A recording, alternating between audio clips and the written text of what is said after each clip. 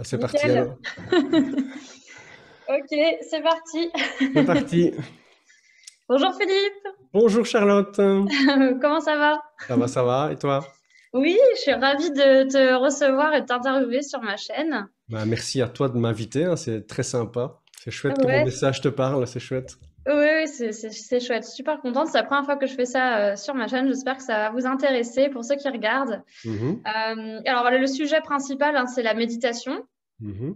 Et la méditation, surtout, bah, ce qu'on ne connaît pas de la vraie, on va dire, méditation, d'après ce qu'on a un petit peu parlé, bon, on va voir un petit peu après qu'est-ce que c'est que cette histoire.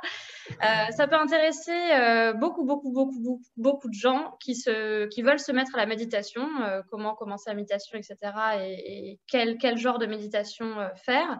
Et aussi, bah, justement, pour tous les problèmes qu'on a, les maux de dos, les problèmes d'insomnie, les douleurs de manière générale, la méditation va aider à calmer en fait ce stress permanent qui va augmenter finalement les douleurs, le stress et en fait faire un espèce de cercle vicieux sur certaines douleurs, que ça peut être des douleurs digestives ou même des maux de dos.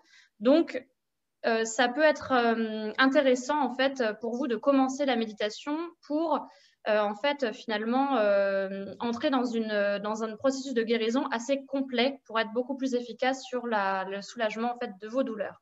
Donc c'est très important, je pense pour ça de parler de la méditation de manière générale. En tout cas sur ma chaîne, ça peut intéresser pour ce sujet-là. Ça a du sens. Ça a beaucoup de sens. Alors du coup, je vais commencer par te poser des petites questions. Mhm. Déjà, j'aimerais bien pour que les gens te connaissent un petit peu plus et savoir pourquoi tu parles de ce sujet et pourquoi tu es un expert, on va dire, dans ce sujet. Par te présenter, en fait, déjà, toi, qui es-tu? Ouais. D'où viens-tu? Et qu'est-ce que tu as fait? Qu'est-ce que tu as appris, etc. Donc ben, moi j'habite au sud de Bruxelles, hein, je suis en Belgique là et j'ai travaillé plusieurs années dans les télécommunications, dans un domaine qui me plaisait pas du tout, mais c'était juste l'horreur et j'étais à fond dans ce mode de fonctionnement dans lequel apparemment beaucoup de gens sont, qui est de, ben, on va travailler pour gagner sa vie et on attend le week-end pour tenir le coup et puis on attend la retraite après pour se reposer, quoi. Et Mm. puis vers l'âge de 30 ans, j'ai eu un gros cadeau qui est aujourd'hui perçu comme un cadeau, mais qui n'a pas été perçu comme un cadeau à l'époque, c'est que j'ai un peu pété un câble et j'ai vécu deux faillites successives en moins d'un an, vers l'âge de 30 ans. Et ça m'a vraiment mis face à moi-même, en fait. À un moment donné, j'ai réalisé qu'en fait, je pouvais plus vivre comme ça, en fait. À un moment, je suis vraiment arrivé à un mur de me dire, OK, si la vie, c'est ça, je peux plus. Moi, j'ai pas envie de vivre comme ça. Et donc, j'ai pris la décision d'être heureux. Alors, évidemment, je savais pas ce qu'était le bonheur et je ne savais pas comment on faisait ça, mais j'ai dit à partir de maintenant, c'est ça que je veux. Ou bien je trouve quelque chose, ou bien je m'en vais, mais je reste pas dans ce monde, quoi. Et Ok. donc, j'ai commencé, en 2001, j'ai commencé à faire du yoga. Et dans le yoga, ben, on fait souvent, c'était du hatha yoga classique, hein, c'est assez basique. Mais à la fin des sessions, ben, on faisait des petites séances de méditation, tu vois, où Mm. on se concentrait sur son pied, sur ses jambes. Déjà, j'ai un grand souvenir de la première fois que la prof a dit concentrez-vous sur votre pied droit parce que je ne sentais pas mon pied droit en fait. Je comprenais pas. J'étais tiens, mais marrant, j'ai pas de pied, moi, c'est dingue quoi. Donc j'étais complètement déconnecté de mon corps en fait. Complètement Mm. déconnecté. Je me suis rendu compte avec les années et aujourd'hui en accompagnant des gens que beaucoup de gens sont comme ça en fait. Hein. Oui, C'est fou quoi. C'est énorme. Hein. beaucoup. Enfin, tu Mm. le sais sûrement dans ton métier aussi quoi. Hein. Et donc du coup, bah, j'ai commencé à beaucoup pratiquer le yoga au début. Et puis c'est en 2003 que j'ai un ami, je lui parlais de zen, d'être tout le temps zen. Je disais que c'est chouette le zen et que je vais ouvrir un centre zen et que je me sens plus zen. Et puis à un moment, il s'est un peu énervé, enfin gentiment, et il m'a dit Philippe, tu m'énerves avec ton zen parce que tu sais pas de quoi tu parles, quoi. Et à l'époque, on avait même sorti la Renault Clio Zen, tu vois. On mettait zen partout. Et il m'a dit, tu vas me faire plaisir de venir t'asseoir sur un coussin zen pour savoir de quoi tu parles. Ah. Et j'ai dit, OK, moi, je suis tout à fait ouvert à ça. Je fais déjà de la méditation avec le yoga, dans mes cours de yoga, mais ça m'intéresse. Alors, il m'a regardé, il m'a fait, tu vas venir t'asseoir sur un coussin en silence et voir ce que c'est la méditation. Et donc, j'ai fait une première séance de zen, de méditation zen, et ça m'a bluffé, quoi. Parce qu'effectivement, j'ai réalisé déjà, pour les gens qui nous écoutent, l'énorme différence qu'il y a entre méditer avec quelqu'un qui te guide avec sa voix et qui te dit fais ci, fais ça, et te retrouver en silence. complètement avec toi-même. Mais Hmm. c'est pas du tout la même chose, quoi. Il y a un truc qui se passe, quoi. Et ça te met face à, oui, à cette difficulté d'être face à soi. En plus, en zen, on médite face à un mur blanc, tu vois. Donc, c'est vraiment Pour être sûr que... à fond. Et puis, après de chez moi, il y avait un temple, enfin, il y a toujours un temple tibétain. Donc, je me suis dit, allons-y à fond. J'ai vraiment senti qu'il y avait une voie pour moi de ce côté-là. Donc, j'ai commencé à faire des retraites avec des Tibétains. Et j'ai été étonné, en fait, de voir que le message transmis par les Tibétains, il est différent de celui qu'on transmet dans le zen. Et Hmm. surtout, j'ai remarqué que le message qu'on transmet dans le zen et chez les Tibétains, il correspondait pas à ce message de concentre-toi sur ta jambe pour la calmer, pour enlever la douleur. Enfin, je retrouvais pas du tout ça dans les enseignements quand j'étais avec des moines. Donc, j'ai dit, il y a un truc bizarre là-dedans. Et Ouais. puis après, je suis vraiment aussi rentré dans la troisième voie, qui est le Vipassana. Vipassana, tu as vraiment trois grandes voies dans la méditation en Occident. C'est le zen, les Tibétains et Vipassana. Et donc j'ai commencé à pratiquer Vipassana et là aussi, je me suis dit, mais ça n'a rien à voir avec ce que font les autres, quoi. C'est fou, l'enseignement n'est pas du tout le même, l'approche n'est pas du tout la même. Et à l'époque, il y a des gens qui m'ont dit, attention, tu vas te perdre, il faut choisir une voie et la suivre jusqu'au bout. La méditation, c'est un chemin de vie, ça prend toute ta vie. Et ça correspondait pas, puisqu'à l'époque, j'ai commencé à m'intéresser beaucoup à la philosophie bouddhiste et l'enseignement du Bouddha, qui est à l'origine de Vipassana des Tibétains et du Zen. Ouais. L'enseignement du Bouddha, il est clair, c'est qu'on est tous éveillés et que tout est là et que tout est en toi. Donc tu vois, il y avait un peu une dissonance là chez moi de tout est en toi, tout est là et tu dois méditer toute ta vie pour le trouver. Hmm. Qui va pas là-dedans. Donc j'ai observé, j'ai écouté ce que les gens me disaient, parce que je suis très ouvert à ça. J'ai observé les gens autour de moi qui méditaient depuis 20 ans, 30 ans, et j'ai dit un truc qui va pas. Si vraiment en méditant 30 ans tu trouves quelque chose, comment ça se fait que les gens que je regarde ne m'inspirent pas? Il y a un truc qui va pas là-dedans. Donc plutôt que de chercher la voie qui serait la bonne, j'ai repris en fait ces enseignements originaux. J'ai commencé moi à apprendre par moi-même. J'ai lu beaucoup et j'ai essayé de chercher l'essence, en fait. C'est-à-dire, puisque ces trois courants viennent du même endroit, c'est quoi cet endroit? C'est quoi vraiment Hmm. cet enseignement? Et c'est comme si dans ma tête, il y avait plein de cases, tu vois, qui étaient un peu partout, avec chaque fois des compréhensions qui se faisaient. Et puis en 2014, il s'est passé un truc pendant une méditation, justement, dans un temple tibétain. C'est comme si toutes ces cases s'alignaient, tu vois. C'est comme si toutes ces cases bougeaient, ça faisait tac, tac, tac, tac, tac, et tout s'est mis comme ça, et tout d'un coup, j'ai fait, mais ouais, mais oui. Et à partir de ce jour-là où toutes ces cases se sont alignées, tout a pris du sens et surtout, depuis ce moment-là, il n'y a plus jamais eu un enseignement qui est venu contredire ces cases, tu vois, parce que ce que peu de gens savent, c'est que, en fait, les premiers enseignements de Bouddha, c'est du Vipassana, que le Zen est arrivé 600 ans après et que les Tibétains sont arrivés 600 ans après le Zen. Donc il y a une logique, tu vois, là-dedans, il y a une cohérence là-dedans et qu'on a complètement perdu en Occident, en fait en Hmm. récupérant des morceaux de pratique, quoi. Et puis en 2014, j'ai parlé de ça avec une amie qui tenait un centre de bien-être. Et puis je lui ai dit, mais tu sais, quand j'écoute les enseignements, il manque des choses, quoi. Il y a des trous. J'ai l'impression qu'on mène vraiment les gens sur une voie qui va nulle part, quoi. Et elle m'a dit, c'est bien, Philippe, de te plaindre que les autres ne disent pas ce qu'il faut dire, mais alors parle et dis-le. J'ai regardé, j'ai fait, moi, mais comment, je vais pas faire ça, moi. Et donc elle m'a dit, écoute, on peut mettre un peu de pub, tu crées un groupe de méditation, et puis tu verras bien ce qui se passe. Si c'est juste, des gens viendront, et puis si ça leur parle pas, ils viendront pas. Mais j'ai dit, ok, Oui. essayons. Et donc depuis 2014, j'ai jamais arrêté en fait, parce qu'il y a toujours eu des gens qui ont écouté mon message. Et ce qui est génial, c'est que j'ai des gens qui écoutent mon message et qui ont déjà pratiqué, parfois depuis 10 ans, 20 ans, et qui me disent, ça y est, Oh là là, ouais. non, je comprends, tu vois. Hmm. Et ça, c'est super, quoi, parce que c'est vraiment ça que j'ai voulu transmettre, quoi. Arrête de t'asseoir sur un coussin jusqu'à la fin de ta vie sans savoir ce que tu fais et où tu vas, quoi. Parce que tu vas t'asseoir toute ta vie. Effectivement, dans mon groupe, là, enfin, le groupe, un groupe qui me suit actuellement, il y a un monsieur qui a médité pendant 18 ans dans un temple zen et puis il est parti, tu vois, il s'est enfui. Parce qu'il a, Hmm. il a touché cette compréhension profonde de, mais je vais faire ça toute ma vie, en fait. Il y a un truc qui manque là-dedans, il y a un truc qui va pas, quoi.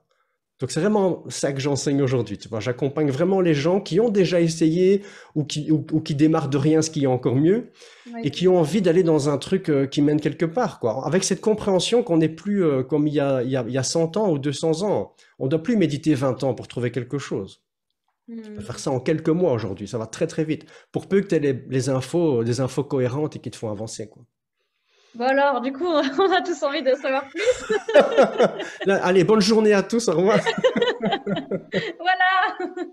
Prochaine vidéo dans un an. Alors du coup, qu'est-ce qui différencie, enfin les principales différences entre la méditation que toi tu fais, qui est une méditation que tu appelles de transformation, c'est ça? Ouais, donc moi, Et un peu la méditation qu'on connaît tous maintenant, un peu, qu'on en parle à la télé, etc. Où voilà, il faut juste se vider l'esprit, un peu la méditation bien-être, où on se reconnecte à soi, etc. Mais ouais. ça, apparemment, bon, c'est pas exactement ce que toi tu...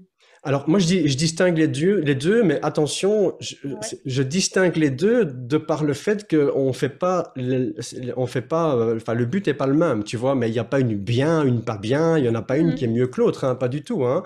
Et c'est super important de faire du bien-être et de s'occuper de soi. Je remets pas du tout ça en question, tu vois, parce que parfois on dit, ouais, mais alors tu dis que les gens, enfin, non, toutes les méditations sont super et elles servent tous à des gens et chacun prend la méditation qui lui convient. Mais quand tu es dans une méditation de bien-être, et c'est ce qu'on fait beaucoup en Occident, tu as un but qui est qu'il y a quelque chose qui te dérange et tu vas méditer pour essayer de changer ça et de faire quelque chose qui va être mieux pour toi, qui va faire que tu vas te sentir mieux.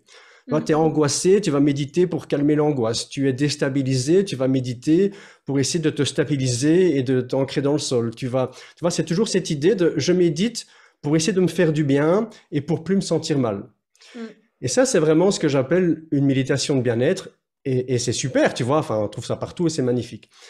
Et quand tu vas dans les temples et que tu écoutes vraiment les enseignements originaux de la méditation, tu te rends compte que on t'enseigne pas à te sentir bien, en fait. Les vrais enseignements de méditation, c'est-à-dire les enseignements originaux de la méditation, ce que j'appelle une méditation traditionnelle, c'est une méditation qui va t'amener à comprendre la réalité de la souffrance. C'est-à-dire de comprendre comment ça se fait que tu souffres, en fait. Et tu vois qu'on est dans une démarche complètement différente. Entre je veux me sentir bien et je veux comprendre pourquoi je souffre, on n'est pas du tout dans la même chose. Et attention, Ouais, tu vas à la racine.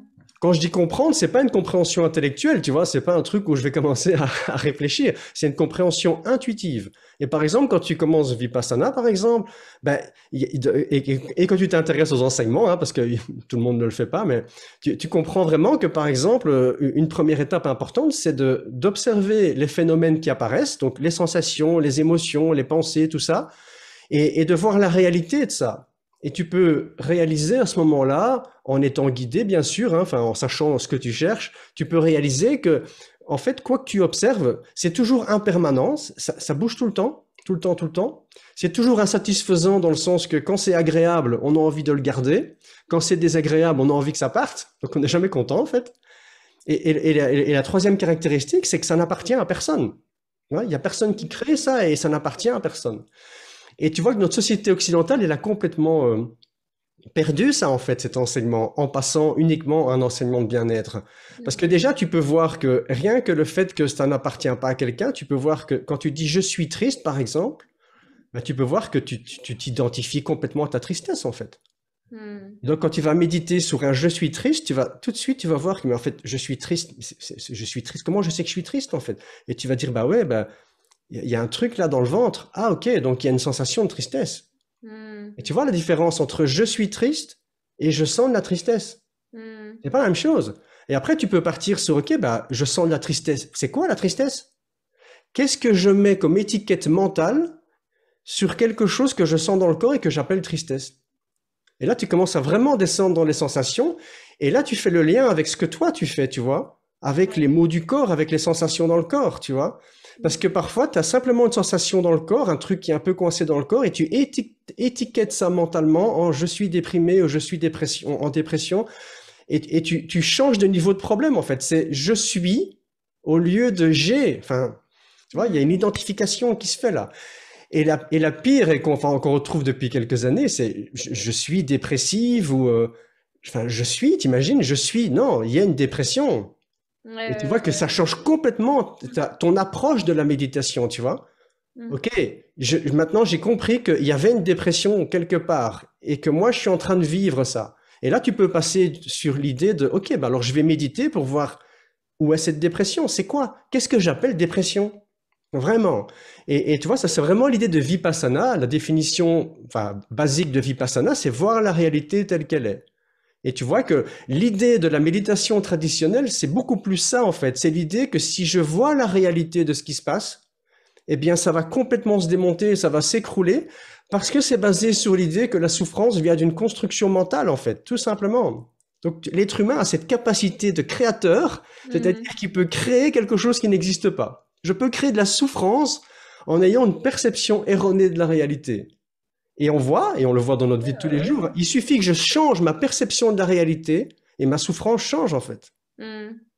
Et ça, n'importe qui peut l'expérimenter, si on a eu un petit peu d'explication, parce que c'est ce qu'on vit tous les jours, tu vois. Et c'est ça que j'adore dans cet enseignement, parce que l'enseignement vraiment de la philosophie bouddhiste, et je parle bien de philosophie, hein, pas de religion, c'est ne crois rien de ce qui t'est enseigné, expérimente par toi-même. Mm. Et donc on peut expérimenter ça, c'est tout le temps là, c'est énorme quoi. Moi je me souviens d'un jour, je me suis réveillé à 1 heure du matin, j'habitais à la campagne dans un endroit super calme, mais vraiment, enfin t'entendais les chouettes la nuit, c'était extraordinaire. Et à 1 heure du matin, j'entends un chien qui aboie, ouah, ouah, ouah. Et je me suis réveillé et j'étais là, je faisais non quoi. Et j'ai senti de la colère en moi, tu vois, mais c'est quoi ce con on est à la campagne, il sort son chien à 1 heure du matin. Et je me sentais super mal, tu vois, que quelqu'un laisse son chien dehors aboyer 1 heure du matin, quoi. Ouais. Et puis au bout de quelques secondes, je me suis rendu compte que c'était un bruit trop régulier en fait. Ça faisait ouah, ouah, ouah, ouah. Ça changeait jamais. J'ai dit mais c'est bizarre, un chien ça n'aboie pas comme ça. Donc j'ai commencé à mieux écouter et j'ai compris que c'était un crapaud. Ah. Et au moment où j'ai compris que c'était un crapaud, ma tension a disparu, ma colère a disparu. Et je me suis mis à écouter le crapaud et j'ai trouvé ça fabuleux, tu vois. J'ai dit waouh, génial. Et en 5 minutes, je me suis endormi avec le son du crapaud. Et tu vois, c'est vraiment un exemple concret que le problème, il est jamais dans la réalité. Le problème, c'est la perception que j'ai de ça. Tu vois qu'à partir du même bruit, si j'ai l'étiquette comme c'est quelqu'un qui m'énerve, ben je me sens mal. Et si je l'étiquette comme bah ok, bah c'est un crapaud et c'est la campagne, donc c'est génial, bah du coup je me sens bien, je me détends. Juste en changeant ma perception, pas en changeant la réalité. Ouais, c'est vrai, hein, c'est dingue. C'est un bon exemple. L'exemple du crapaud de Je pense Philippe. que le fameux exemple du crapaud, tout le monde s'en souviendra. Non, mais c'est vrai, tout le monde a un exemple comme ça, hein, de savoir il y a un Non. bruit et des fois de ne pas savoir l'identifier, Ouais. on est énervé alors qu'en fait on dit ça, oh, bah, ça c'est normal. Hop, Ouais. c'est Ouais. uniquement mental, hein, c'est Ouais, vrai. c'est uniquement mental. Et on voit que, par exemple, bah, cette méditation t'enseigne que la souffrance vient du refus. Et ça aussi, on le voit tout le temps. Tu vois bien que il y a des gens, ils disent, ah, j'ai perdu un proche et pendant 2 ans, j'étais malade comme un chien, j'en ai souffert beaucoup. Et puis maintenant, ça va mieux. Et quand tu demandes qu'est-ce que tu as fait, ils te disent, bah, j'ai accepté, quoi.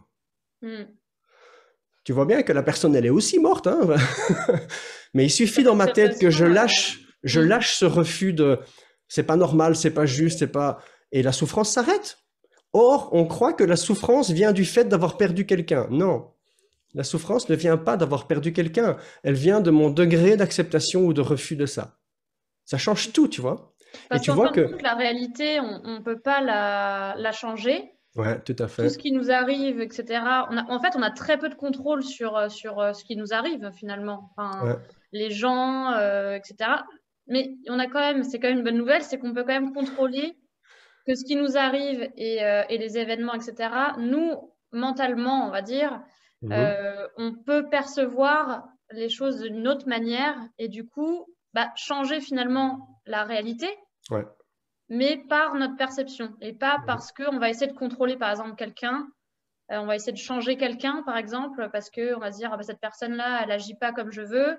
On va essayer de changer quelqu'un, alors qu'en fait, il faut pas essayer de changer à tout prix quelqu'un, mais Mhm. nous changer nous-mêmes comment on perçoit les choses. Et du coup, bah, peut-être que même ça peut inspirer aussi cette Mhm. personne-là qui va finalement, elle aussi, se rendre compte des choses. Genre, Ouais. ça peut finalement être plus bénéfique dans ce sens-là Ouais. que Et d'avoir une espèce de résistance, en fait. c'est génial ce que tu dis parce que c'est une chose que j'ai constatée et que les gens qui militent avec moi constatent aussi, c'est que quand toi, tu changes ta perception de la réalité change en fait, Mm. comme par hasard, et notamment dans les relations avec des personnes. Parce que si toi, tu changes ta perception de ce qu'on te dit ou de la personne qui est en face de toi, tu es dans une relation avec quelqu'un, donc forcément, il se passe quelque chose dans l'autre sens. Tu vois, Mm. si tu parles avec quelqu'un avec l'idée de cette personne m'en veut, elle m'agresse, ta réaction va pas être la même. Mm. C'est clair. Et donc, Ouais. forcément, l'interaction va pas être la même non plus. Ouais. Mm. Très intéressant. Alors, j'avais préparé une autre petite question du coup. Alors, dans quel cas, comme tu parlais qu'il y avait donc plusieurs types, on va dire, de méditation, dans quel cas tu conseillerais aux personnes de faire plutôt de la méditation un peu bien-être, pour être beaucoup plus clair pour ceux qui nous écoutent, et Mhm. dans quel cas faire cette méditation un peu plus de transformation, un peu plus traditionnelle? Ben, la méditation de bien-être, c'est un truc génial quand tu as besoin de te sentir bien. Tu vois, tu te réveilles la nuit et tu as besoin de calmer un peu le corps. Tu es juste avant une interview et tu te sens super stressé. Ben, ouais, c'est super de faire un peu de méditation de bien-être ou simplement, ben voilà, tu as envie de te mettre un morceau de musique méditatif pendant une demi-heure pour détendre le corps. Ben, c'est génial. Pour moi, le signal qui va t'indiquer qu'il y a un moment où il faut passer à une méditation plus traditionnelle, c'est combien de fois tu fais ça et depuis combien de temps. Tu vois, donc Mm. euh, s'il y a un stress tout d'un coup et que tu fais un peu de méditation sur ta respiration pour calmer ce stress et puis qu'après ça se calme et puis qu'après bah tu stresses plus vraiment, bah ok, bah c'est super, ça veut dire qu'une méditation de bien-être te convient et on est des êtres humains, donc il y aura toujours des moments de stress qui nécessiteront de faire un petit peu de calmer un peu la machine intérieure là. Mais par contre, tu vois bien que si tous les jours tu stresses comme ça, que tous les jours tu fais cet exercice, tous les matins, tous les midis et tous les soirs depuis 1 an et demi, et que tu es toujours en burn-out, que tu es toujours angoissé et que ça va toujours pas, c'est une évidence que ta méditation de bien-être ne t'aide pas en fait. Oui, ça camoufle un peu. Voilà, ça Voilà. camoufle. Donc voilà, donc si tu as besoin juste de camoufler, ben camoufle. Mais il y a un moment donné, il faut aller un peu plus loin, quoi, tu vois. C'est vraiment cette idée, j'aime bien l'exemple de la voiture, tu vois, si tu as une ampoule d'un phare qui claque, bah change ton ampoule. Et c'est OK de changer ton ampoule, tu vois, c'est parfait, hein. Mais par contre, si tu as une ampoule de phare qui claque tous les jours, et que tous les jours tu la remplaces et que tous les jours elle claque, mais c'est que c'est pas ça qui va t'aider, quoi. Ouais, ouais. Et ici, c'est la Oui, même c'est qu'il y a un chose, tu vois. problème de tension. Enfin, j'y connais rien en voiture, mais, mais c'est un peu pareil avec bah, je pense, ceux qui nous regardent qui peuvent prendre des médicaments. Ouais, Je pense notamment à un gros souci, c'est tout ce qui est somnifère. ouais, Il y a des périodes de vie où on va passer des moments où peut-être on va besoin d'en prendre un pour dormir parce qu'on sait que voilà, là, faut dormir, etc. Mais ouais, si c'est quelque chose, on n'arrive plus du tout à dormir sans et qu'on est obligé de prendre des somnifères pour dormir, bah, c'est là qu'il y a quand même un souci parce que ouais, la clairement. prise de médicaments ou la prise de, enfin, c'est un peu la méditation bien-être, on va dire, c'est un peu un médicament naturel Mm, qui est essentiel et qui fonctionne très bien de manière ponctuelle. mm, Mais mm. si ça devient une habitude et qu'on a besoin vraiment de ça pour fonctionner, bah là, du coup, c'est un peu plus problématique. Ouais, c'est ça. C'est vraiment ça. Et donc, de nouveau, c'est super de faire du bien-être, hein, c'est génial. Tu sais, moi, quand j'ai une journée où j'ai couru un peu dans tous les sens, que j'ai donné une formation en présentiel, et puis qu'après, je suis resté bloqué dans les embouteillages, bah, j'arrive chez moi, je me prends un bon bain, tu vois. Je vais pas Hmm. commencer à m'asseoir et à méditer pour observer l'angoisse qui est là parce qu'il y a un stress de... On s'en Oui, fout, c'est tu juste vois. pour se calmer. Voilà, je sais pourquoi il y a eu un stress de la journée et je rentre, ben voilà, je me prends un bon bain, je me fais du bien. Mais j'ai cette conscience que si je faisais ça tous les jours et que tous les jours en rentrant, j'ai besoin de mon bain parce que sinon, je n'arrive plus à dormir après, Hmm. il y a un truc qui va pas, tu vois. Et tu dis très bien, c'est valable pour les médicaments, pour pouvoir dormir, pour l'alcool, c'est la même chose, tu vois. Hmm. Si t'as envie de boire un verre d'alcool pour te détendre, ben c'est génial, mais quand tu commences à prendre conscience que tous les jours, en rentrant du travail, tu as besoin de 2 verres de vin, sinon tu n'arrives pas à te détendre, faut faire attention, quoi, hein. Après, on tombe dans un truc Ouais, c'est un cercle où vicieux, hein. après, c'est beaucoup plus difficile de s'en détacher parce qu'on va associer, le cerveau va associer ce truc-là à j'arrive à faire ça. Et du coup, Exactement. en voulant enlever, imaginons qu'on n'en ait plus besoin, Ouais. ben, on va même pas s'en rendre compte qu'on en a plus besoin. Et on va continuer quand même. Et en fait, finalement, Ouais, psychologiquement, on va se dire, oh, j'ai pas fait ça, je vais pas arriver à dormir. Oh là là. Et en fait, finalement, exactement. ça devient un cercle vicieux alors que ça aurait pas dû Tout à fait. Ouais, je commencer. connais plein de gens Ouais. qui sont sous antidépresseurs, par exemple, depuis Ah deux oui. trois ans. Ils vont beaucoup mieux. Ils ont commencé la méditation. Enfin, ils se sentent 100 fois mieux. Et alors, je pose la question, je dis, pourquoi tu continues ça alors que maintenant tu as tous les outils qu'il faut, que tu peux avancer? Et comme tu dis, ils ont fait une association. Alors ils disent, ouais, mais j'ai peur que si j'arrête, Hmm. il se passe un truc. Ouais. C'est fou, hein?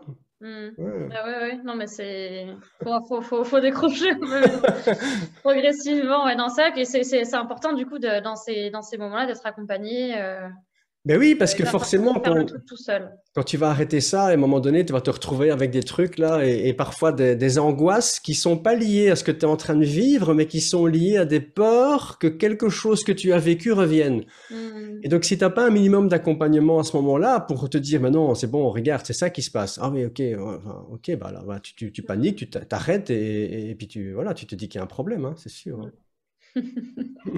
Alors du coup, concrètement, comment on pourrait, comment ça se pratique la méditation de transformation? Est-ce que c'est la, comment ça se pratique? Que c'est pas comme c'est pas exactement la même chose que celle qu'on connaît, de se détendre, etc.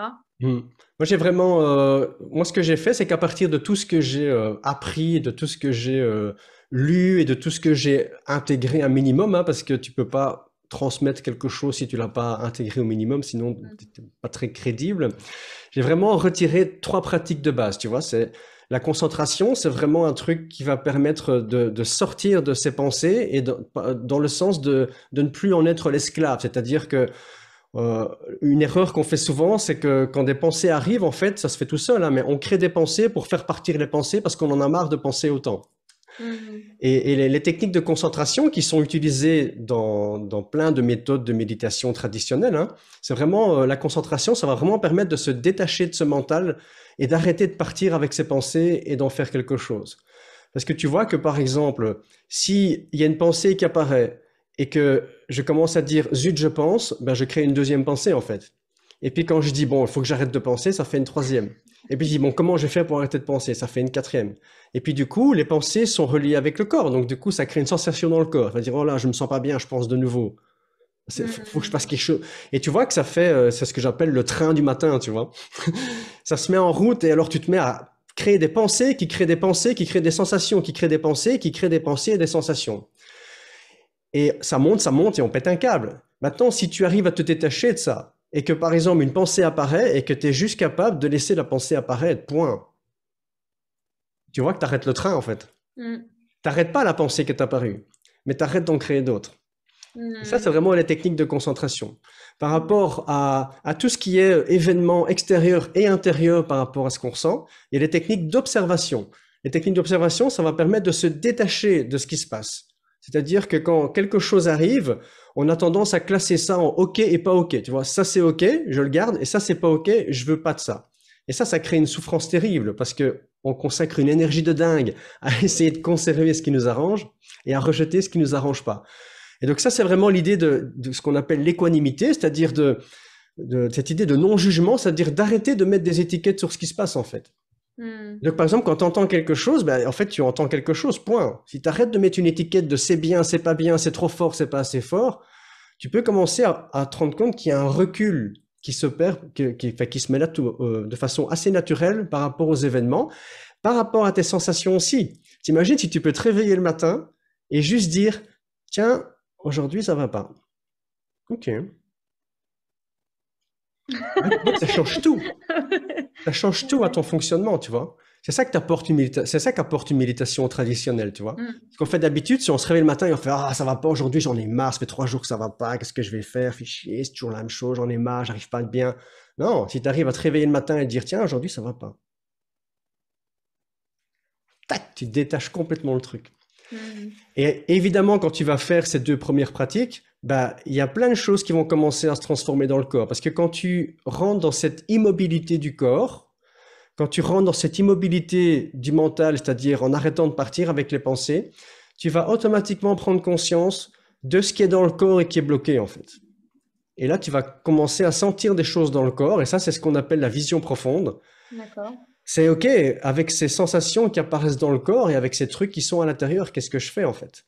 Et là, c'est vraiment cette idée d'aller voir en profondeur ce qui se passe pour que ça puisse se libérer, parce que notre fonctionnement naturel, c'est pas un fonctionnement où on coince les choses, hein, c'est un fonctionnement où les choses sont libres de circuler librement. Et donc, dans le corps, il y a de l'énergie qui circule, et cette énergie, elle devient une tension quand elle se bloque, en fait. Tu vois, et donc l'idée, c'est pas de Mhm. faire partir l'énergie qu'on a dans le corps. L'idée, c'est que simplement, si je peux débloquer, ça se fait tout seul. Mais tu vois que le piège, il est que si je sens quelque chose dans le corps et que je fais une méditation pour que ça foute le camp, ce truc qui m'énerve et que j'ai pas envie qu'il soit là, je suis de nouveau dans un refus. Et c'est Ouais, vraiment cette ouais. grosse différence, tu vois, entre une méditation de bien-être et une méditation traditionnelle. C'est que dans une méditation de bien-être, il y a toujours cette idée de refus. J'ai pas envie de me sentir comme ça. Dans une méditation traditionnelle, il n'y a pas cette idée de j'ai pas envie de me sentir comme ça. Il y a cette idée de tiens, comment je me sens maintenant? Tu vois la différence entre j'ai pas Ouais. envie de ça et comment c'est? La position de perception n'est pas la même et Ça l'intention peut n'est pas la même. pas être évident quand même. C'est pour ça que c'est un processus qui est bien, enfin, que c'est bien qu'il y ait un minimum de structure, hein. C'est pour ça que je Ouais. propose ce programme en ligne que j'ai appelé Sérénité, parce que j'ai vraiment mis une structure comme ça pour que tu puisses y aller progressivement et pas prendre tout d'un coup. Mm. Mais c'est sûr que ça demande une certaine structure, ouais, ouais. C'est clair, ouais. Mais cette structure que je transmets, elle permet à des gens de se transformer en quelques mois, tu vois. Alors que si tu Mm. t'assieds sur un coussin en observant juste ta respiration, tu peux faire ça toute ta vie, hein. Oui, bah, c'est sûr. Il y en a qui font tout ça toute leur vie. Alors, il y en a qui font toute leur vie, puis il y en a qui font ça quelques mois ou quelques années, et puis qui me disent, ouais, la méditation, j'ai essayé, ça marche pas. Oui. Ah oui, oui, la méditation comme tu la pratiques, ça marche pas. Ou bien Ça des gens dépend me dans quel disent, but on le fait. Ça marche pas dans voilà, quel but. Qu'est-ce que il y tu a, voulais au il y a vraiment, départ? ouais, il y a vraiment deux choses, tu vois. Il y a la technique que tu emploies, mais le plus important, c'est l'intention que tu mets derrière. Pourquoi tu Mm. fais ça? Mm. Et la pleine conscience dont on parle beaucoup aujourd'hui, c'est vraiment c'est ce même principe, tu vois, quand des gens me disent je fais de la pleine conscience, je dis c'est génial, la pleine conscience c'est super. Qu'est-ce que tu fais avec ça? Mm. Et tu vois Eh que oui. et souvent les gens ils me regardent, ils font mais comment ça? Mais je dis Oui. tu utilises ta pleine conscience pour être pleinement conscient de quoi? Tu vois, Oui, et oui. souvent les gens ça s'écroule, tu vois, ils sont bloqués en fait parce que tu vois que on leur a donné une technique mais on leur a pas expliqué l'intention derrière. Mm. Et c'est dans ce sens-là que je dis qu'on a récupéré en Occident des morceaux de la pratique. Tu vois? Ouais. Il y a des gens dans les années 60, ils sont allés en Asie, ils ont vu des trucs, mais avec la conscience qu'on avait dans les années 60, voilà quoi. Donc ils sont revenus en Europe et en Occident avec tous des exercices, des pratiques et tout, mais sans les comprendre en fait. Mm. Et Bon, en c'est plus, déjà tu vois, un premier pas. voilà, c'est déjà un premier pas, voilà, heureusement. C'est déjà bien Heureusement d'avoir qu'ils l'ont ramené fait. ça de Voilà. déjà Et pas donc, mal. Mais bon. ils n'ont pas compris vraiment l'intention parce que c'est pas facile, hein, enfin, tu vois, la culture dans les années 60, imagine, entre l'Europe et l'Asie, c'est complètement différent, évidemment. Donc, Mm. c'est une vision complètement différente du monde. Et donc, on a traduit comme on pouvait ce truc-là, quoi, tu vois. Mais la traduction, les pratiques, on a ramené ça, puis on a commencé ça à pratiquer chez nous. Mais pourquoi tu fais ça? Et je vois Mm. bien, hein, chaque fois que je demande à des gens pourquoi tu médites, soit ils me disent pour me calmer, pour me faire du bien, soit ils savent pas, en fait. Mm. Tu médites depuis 20 ans, tu sais pas pourquoi. Ouais, mais c'est parce qu'apparemment, en méditant toute ma vie, je vais trouver l'éveil. Je dis, c'est quoi l'éveil? Enfin, ils sont là, tu vois. Ouais, Tu vois, ouais. c'est vraiment ça que j'ai, Oui, oui, c'est faire ça parce qu'on leur a dit enfin, parce que c'est bien de faire ça. euh, Mais en fait, enfin, l'intérêt c'est un peu, ça me rappelle un peu quelqu'un te dit pourquoi tu manges. Je dis bah je mange pour parce que j'ai faim ou parce que ça nourrit mon corps ou des choses comme ça. mm, Et en fait, c'est vrai que on se rend pas compte que le fait de manger justement les aliments en ayant conscience de ce qu'on mange, ouais, ça va avoir un apport différent sur notre corps, ouais, plutôt que de juste manger pour se nourrir ou manger mm, pour calmer sa faim. mm, Quand on mange vraiment bah, en mâchant, justement, hein, ouais, c'est aussi ça. En fait, non, mais c'est marrant parce que le fait moi, je dis aux gens, mâchez bien quand vous avez des problèmes digestifs parce que la mm, digestion, elle commence dans la bouche. ouais, tout à Mais fait. finalement, bien mâcher, c'est quoi? C'est dire à son cerveau qu'on est en train de mâcher, donc on est en train de manger, donc il faut digérer, donc il faut lancer la machine. Mm, Mais mm. finalement, c'est une conscience aussi bah, de l'esprit qu'on est en train de manger. Donc en fait, finalement, le corps et l'esprit, du coup, Ouais, bien sûr. ils se mettent en accord pour faire un bon fonctionnement digestif, par Ah exemple. oui.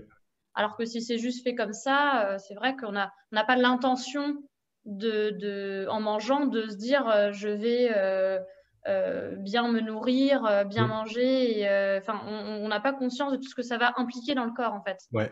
Et tu vois que c'est ce manque de conscience qui fait que souvent, on s'injecte enfin, on fait rentrer dans notre corps des trucs qui sont pas bons pour nous.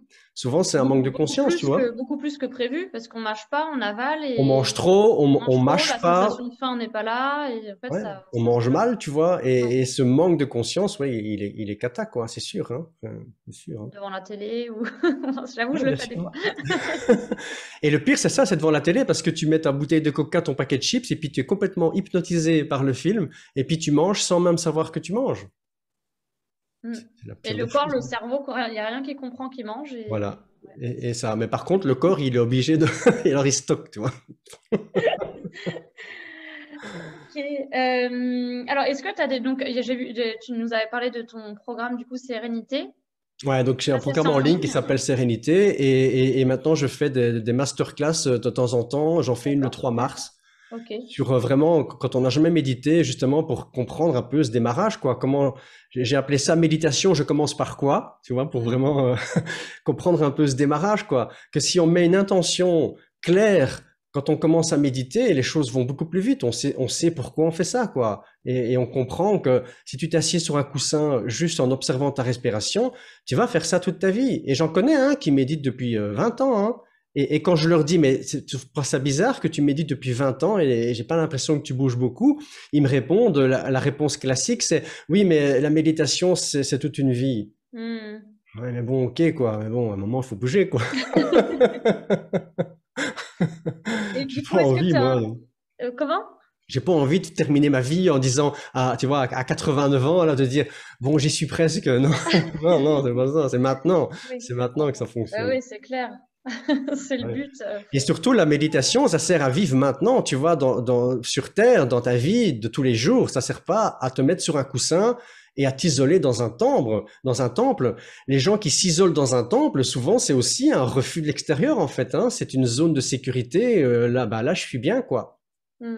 J'ai visité Bangkok, enfin j'étais en Thaïlande à Bangkok et j'ai visité un temple, il y avait un moine qui était là et je lui ai demandé, vous avez pas parfois envie de sortir? Et il m'a répondu, oh là là, l'extérieur c'est beaucoup trop stressant, je préfère ici, c'est beaucoup plus calme. Tu vois, Hmm. mais c'est pas la méditation ça, hein. Ça c'est te protéger de l'extérieur ça. C'est pas l'enseignement du Bouddha ça, tu vois. Hmm. L'enseignement du Bouddha, c'est marcher sur la terre maintenant et de vivre ta vie, quoi, complète, en faisant des enfants, en travaillant et en vivant tous les jours, hein. C'est pas de Hmm. t'isoler dans un temple sur un coussin, parce que là, évidemment, quand t'as plus de télé, que t'as plus des gens à l'extérieur qui viennent t'embêter, là, c'est beaucoup plus facile de rester zen, hein. Ça, c'est sûr, hein. C'est clair, dans un endroit calme, Ah ouais. verdoyant. Oui, c'est sûr. Je dis souvent que le vrai moine, c'est pas le type dans un temple qui regarde pas la télé. Il a pas de télé. Non, le vrai moine, c'est le type qui est chez lui, tout seul, et qui coupe sa télé en disant, bon, ok, je me rends compte que c'est pas bon pour moi ce que je fais là. Il y a un truc Hmm. qui va pas là, tu vois. Ça, c'est une vraie démarche de moine, tu vois. C'est cette conscientisation de de quoi je me nourris tous les jours, qu'est-ce que je regarde à la télévision, qu'est-ce que j'écoute, qu'est-ce que je mange, qui je Hmm. fréquente. Tu vois, là, tu rentres dans une démarche de méditation, vraiment. Parce que tu es dans une vraie réalité de vie et pas, tu te coupes pas de la réalité Bah, finalement. évidemment, bien sûr, hein. Et tu sais, Donc, moi j'en ai fait plein des retraites, hein. C'est hmm. super, super sécurisant, hein. Au réveil, on te réveille avec une cloche, tu sais à quelle heure tu médites, quand tu vas manger, la bouffe arrive sur la table, tu sais c'est quoi les tâches à faire, les heures de Hmm. repos, et tu sais à quelle heure tu vas dormir. Et en plus, quand tu as médité 11 heures par jour, bah, je peux te dire qu'après tu dors bien, hein. Parce que tu es complètement explosé. Il faut pas croire que se concentrer 11 heures par jour, c'est épuisant. Donc, tu vois Hmm. que quand tu médites comme ça pendant quelques jours, 11 jours, 10 jours, 20 jours, c'est Hmm. facile en fait, hein. Alors, c'est pas facile dans le sens que c'est Oui. facile de le faire, mais c'est une structure sécurisante, ouais. Et Hmm. après, tu vois bien ce qui se passe, c'est que les gens, ils méditent, ils font une retraite de 10 jours, et après, ils rentrent chez eux, ils font, oh là là là là, il faut reprendre. C'est Hmm. pas ça la méditation. La méditation, c'est appliquer ce que tu as vu pendant les 10 jours dans ta vie de tous les jours Ça pour que tu s'intègre. arrives au travail et que tu puisses continuer à méditer dans ton travail. Oui, oui, c'est intégré dans le quotidien, dans tout ce que tu fais en fait. Ouais, tout à Parce que fait. tu parlais de la concentration. Concentration, euh, observation, vision profonde, et tu vois que tu peux faire ça voilà. n'importe où, n'importe Et en quand. fait, c'est n'importe où, n'importe quand. Quand tu vas Et, acheter ta baguette, quand tu ben, marches bien dans la sûr, rue, quand tu parles à quelqu'un. tout à fait, tout à Ouais, fait. ouais. Et c'est pour ça que tu vois C'est un truc de chaque instant finalement, la chaque méditation. instant, Mais ça ne se limite pas à de la pleine conscience et tu vois que ça ne se limite pas à ce que font certains où quand ils veulent se sentir bien, ils mettent un CD de méditation guidée pour les calmer. Et un jour, j'ai posé la question à quelqu'un, je dis, tu es au travail et ton chef te fait une remarque et vraiment, ça te démonte, quoi. Ça te fout dans une colère énorme, quoi. Qu'est-ce que tu fais? Et la personne me répond, bah, je prends mon lecteur MP3, je vais à la toilette et je m'écoute une méditation guidée. Je dis, ok, super, quoi. Non, moi, ce que je transmets, c'est ton C'est déjà patron mieux que devant. rien, mais... C'est mieux que rien, mais c'est limité, hein. Quand tu es en réunion pendant 2 heures et que ça dégénère, je te vois mal dire à tes collègues, je vais à la toilette pendant 10 minutes pour écouter une méditation guidée. Tu vois, moi, ce que je transmets, c'est OK, ton patron te dit un truc ou tu es en réunion, ça se passe mal, qu'est-ce que tu fais avec ça? Maintenant, tout de suite. Tu vois, est-ce que tu es capable d'observer ça? Est-ce que tu es capable de simplement noter ça? Est-ce que tu es capable d'observer en profondeur ce que ça te fait? Et tu vois que quand tu appliques ces 3 pratiques de base, eh ben, tu es en réunion, il se passe un truc et tu vas sentir un truc qui change complètement dans ta perception de ce qui est en train de se passer, sans changer ce qui se passe. Et j'ai tout le temps les témoignages comme ça, des gens qui me disent, tiens, c'est marrant, j'étais en réunion, j'avais des collègues qui se sont engueulés, et c'était au point que mon autre collègue m'a dit, ça va, t'as fumé ou quoi? Parce qu'avant, je m'énervais, je me mettais à gueuler, et là, j'ai observé ce truc et je me sentais, mais super calme en fait. Waouh! Mais je dis oui, parce que c'est ce qui se passe. Et ce qui se passe n'a aucun effet sur toi si tu commences pas à en faire quelque chose. Tes collègues s'engueulent, ok, ben ça c'est la réalité, c'est tes collègues s'engueulent, ok, qu'est-ce que tu fais avec ça? Et tu peux conscientiser que la souffrance que tu ressens, c'est parce que tu refuses ce qui se passe ou que tu refuses ce que tu ressens par rapport à ce qui se passe. Ok, alors dans une méditation traditionnelle, la question c'est qu'est-ce que tu fais avec ça? Maintenant que tu comprends ce processus, qu'est-ce que tu fais avec ce processus? Pour aller au-delà de juste me calmer parce qu'il m'énerve, hein, eux. Parce Ouais, que tu c'est vois ça. bien que si tu te calmes, ben, qu'est-ce que tu fais? Tu as peur de la réunion suivante, en fait. Ouais, non, ça c'est cercle vicieux. Ouais, C'est ouais, traiter le problème à la racine directement, quoi. ouais, ouais. Il Et faut tu vois que tu as l'intervenir. avancé quand vraiment tu peux dire, OK, demain on a réunion et il peut se passer n'importe quoi, j'ai plus peur, en fait. Waouh. Là, tu vois que tu as fait vraiment une transformation intérieure. C'est hyper puissant. Oui, oui, c'est très puissant, C'est très puissant. mais voilà, c'est pas juste s'asseoir sur un coussin, hein, c'est clair, quoi. C'est clair, hein.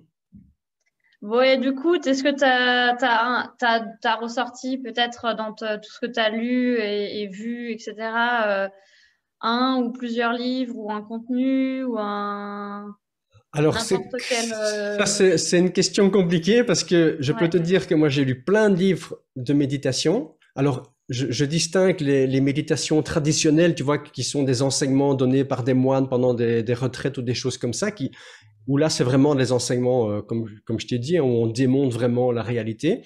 Et les enseignements que tu trouves dans des livres, parce que moi, j'ai lu plein de livres de méditation et franchement, souvent, je me dis, mais je comprends rien, quoi. Soit je comprends rien, soit parfois, moi je comprends parce que j'ai déjà fait du chemin, mais je me dis, mais moi si j'avais jamais médité et que je lis ça, je comprends pas quoi. Tu vois, quand tu lis un bouquin où on te dit la méditation c'est juste être, vous vous asseyez sur un coussin, vous laissez les choses être, il n'y a rien à faire, juste être. Là forcément, moi la question que je me dis, mais comment tu fais ça? Tu vois. Et puis quand j'en parle autour de moi, c'est la réponse que j'ai. Ouais, j'ai lu le bouquin de l'autre, là, c'est facile d'être. Hein. Bah, je me suis assis, hein. Je peux te dire que c'est l'enfer. Hein. Mais je fais quoi avec ça? Bah ouais, mais il t'a dit de rien faire. Ouais, mais moi, j'arrive pas à rien faire. Je dis ok, ben. Donc tu vois, il y a beaucoup de livres de méditation qui sont écrits par des gens absolument fabuleux. Hein. Je suis pas en train de critiquer quelqu'un et je dis pas que ce qu'ils disent n'est pas juste. Ce que je dis simplement, c'est que un vrai enseignant, c'est quelqu'un qui prend les gens où ils sont. Et donc forcément, quand quelqu'un n'a jamais médité et que tu lui dis assieds-toi et ne fais rien, bah tu as 80% des gens qui sont bloqués là-dedans, quoi. Comment je fais ça? Comment je fais ça? Et là, ça coince évidemment. Donc c'est difficile de conseiller un bouquin en particulier. Par contre, ce que j'ai envie de dire aux gens, c'est bah, suivez votre intuition. Donc, si tu tombes sur un bouquin, on te propose un bouquin, ou tu prends un bouquin en main, tu te dis tiens, il y a un truc là. Ok, bah alors c'est un bouquin qui peut te parler, lis-le. Ça oui.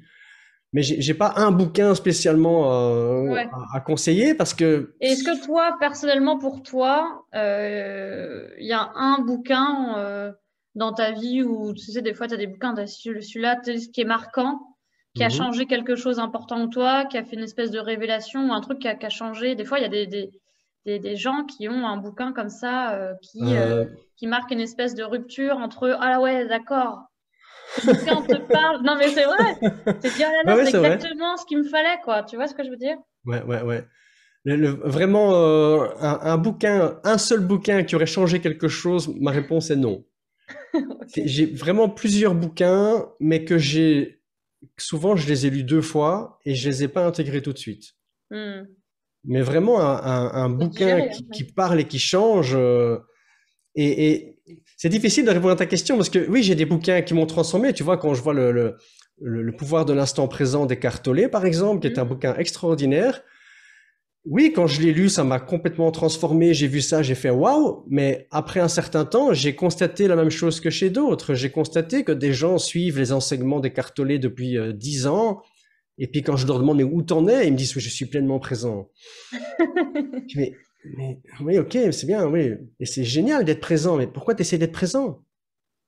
Tu vois, et ça Oui, s'écroule de oui. nouveau, tu vois. Donc, Il faut comprendre pourquoi on fait les choses, hein. voilà, tu vois. Et donc, même des bouquins comme ça qui, effectivement, m'ont beaucoup aidé à avancer, à me transformer, il y a quand même toujours derrière le petit truc de et après, quoi?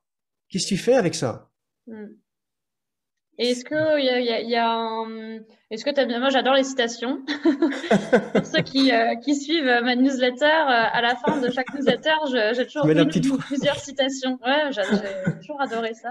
Et d'ailleurs, il y a beaucoup de livres où des fois ça commence chaque Ouais. chapitre par une citation, ça j'adore. Je dis, oh, ça c'est un livre pour moi. S'il y a une citation que j'aime bien dès le début, je me dis, ah tiens, c'est un Ouais. signe. Mais non, les citations, j'adore. Est-ce que tu as des citations ou de Moi, j'ai une peut-être de... citation, un truc que je dis tout le temps, tout le temps, tout le temps. Et les gens qui me suivent, ils l'entendent régulièrement. C'est rien n'est un problème si tu n'en fais pas un problème. Hmm. Rien n'est un problème si tu n'en fais pas un problème. Et c'est énorme comme phrase parce que on le voit dans notre vie de tous les jours. Tu n'as un problème que si tu en fais un problème. Et si tu n'en fais pas un problème, moi j'appelle ça ce qui est. Il y a juste ce qui est en fait. C'est juste ce qui se passe. Et si c'est pas Moi, un problème, où est le problème? j'avais une petite phrase comme ça qui était assez drôle aussi, qui était sur une carte postale. C'était s'il n'y a pas de solution, c'est qu'il n'y a pas de problème. Ouais, ouais, ouais, c'est un enseignement du zen, ça, ouais, ouais. Ah bon?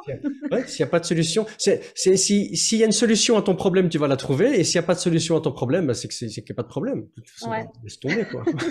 j'aime bien cette phrase. Ouais, c'est ça, hein, c'est vraiment ça, hein. Donc, oui, Ok, la phrase à retenir, quoi. Rien n'est un problème si je n'en fais pas un problème. Et une deuxième, c'est vraiment, un des gros enseignements de la méditation, c'est anicca, l'impermanence. Et c'est vraiment, c'est un truc vraiment qu'on peut mettre sur un post-it, tu vois, et coller ça dans toute sa maison. C'est tout est impermanent, ça aussi, ça passera. hmm. Tout est impermanent, ça aussi, ça passera. Rien ne dure. Et même les trucs qui durent plus longtemps que toi, c'est toi qui sera plus là. Hmm. Tout est impermanent. Tout. Tout, tout, tout, tout, tout.